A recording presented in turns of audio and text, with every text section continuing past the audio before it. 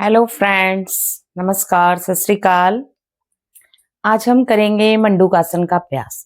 मंडूकासन diabetes के रोगियों के लिए बहुत ही लाभकारी है, लेकिन हमें किसी भी आसन का लाभ तभी मिलता है जब हम उसे डेली करें। तो इसलिए हमें इसका अभ्यास डेली करना चाहिए, लेकिन इसका अभ्यास अगर हम खाली पेट करें तो ही हमें इसका पूरा लाभ मिलता है। तो आइए करते हैं मंडूकासन का अभ्यास। मंडूकासन के लिए हमें वज्रासन में बैठ जाना है। इस प्रकार घुटनों के बल, पीछे से पैरों के जो अंगूठे हैं वो मिलाकर रखने हैं और एड़ियां हमें खुली रखनी है और इस प्रकार घुटनों के बल बैठ जाना है। जिनको घुटनों की दिक्कत है, जिनके घुटनों में बहुत ज्यादा पेन है, तो वह इस आसन का अभ्यास वज्रासन में ना करें। वह इसका अभ्यास सुखासन में बैठकर कर सकते हैं।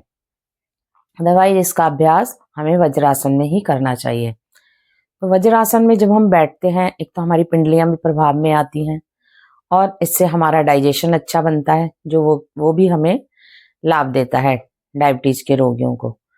तो जब हम मंडूकासन में वज्रासन में बैठकर जब हम सामने की ओर झुकते हैं तो हमारा लीवर और पैनक्रियास दोनों ही प्रभाव में आती हैं। पैनक्रियास जो कि नेचुरल इंसुलिन बनाती है, तो इसलिए वो एक्टिवेट होती है और लीवर हमारा प्रभाव में आता है। लीवर एक्टिवेट होता है, उससे हमारा डाइजेशन अच्छा बनता है। तो इसलिए यह आसन हमें लाभ देता है। इस आसन को 3 चरणों में किया जाता है। सबसे पहला चरण है, हम क्या करेंगे, दोनों हाथों की मुट्ठियां बना लेंगे। अंगूठे हमने मुट्ठियों में बंद कर लेने हैं।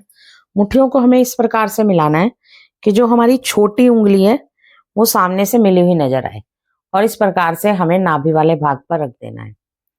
इस प्रकार से मुट्ठियों को इस प्रकार मिलाना है कि छोटी उंगलियां सामने की ओर मिली हुई नजर आए। अब धीरे धीरे पहले हमें श्वास को बाहर निकालना है। पूरा श्वास बाहर निकाल दिया है। अब हमें मुट्ठियों से दबाव बनाना है और इस प्रकार से हमें सामने की ओर झुकना है।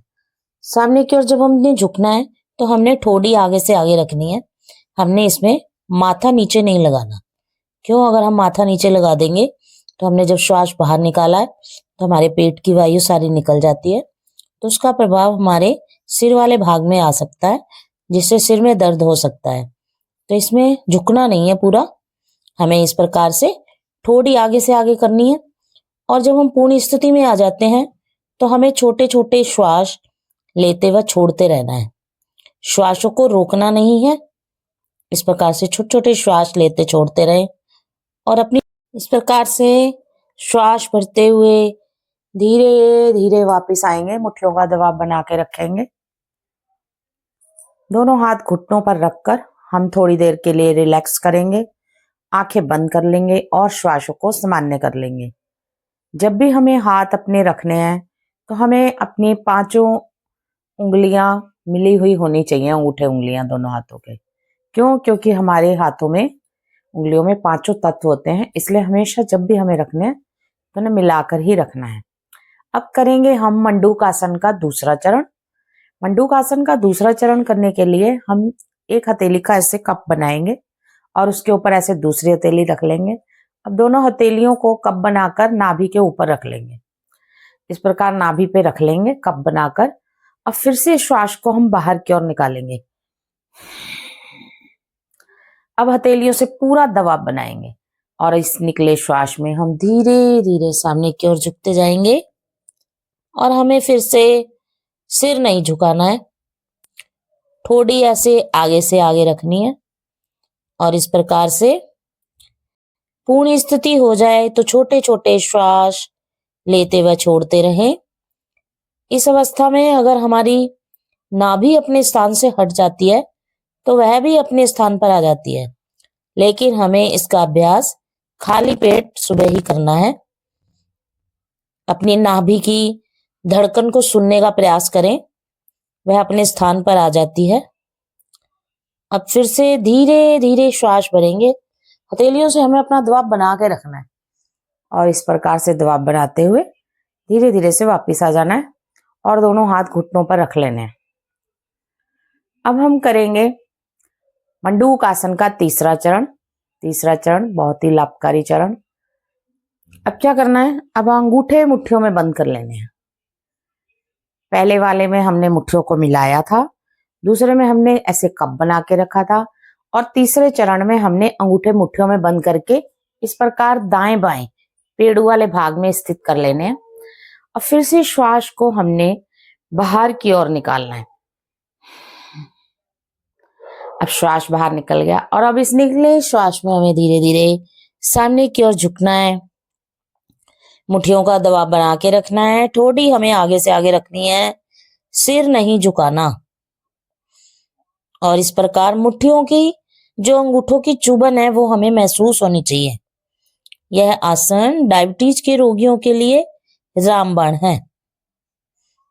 इस प्रकार छोटे छोटे श्वास लेते हुए छोड़ते रहना है। इस प्रकार से मुट्ठियों का दबाव बना के रखना है। श्वास भरते हुए धीरे धीरे वापस आएंगे और फिर से हमें अपने जो हाथ हैं वो घुटनों पर रख लेने हैं। और इस प्रकार से हमने शांत बैठकर अपनी मानसिक स्थिति का अवलोकन करना है।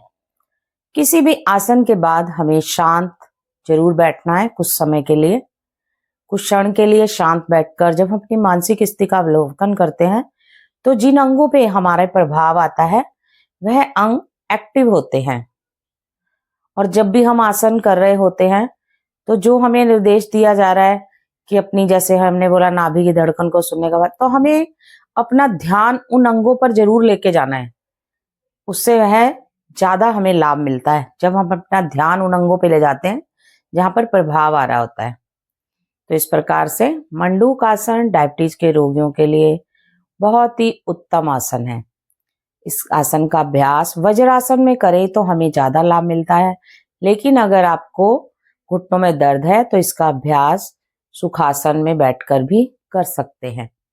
नमस्कार, सत श्री अकाल। अगर वीडियो पसंद आई हो तो लाइक एंड सब्सक्राइब जरूर करें।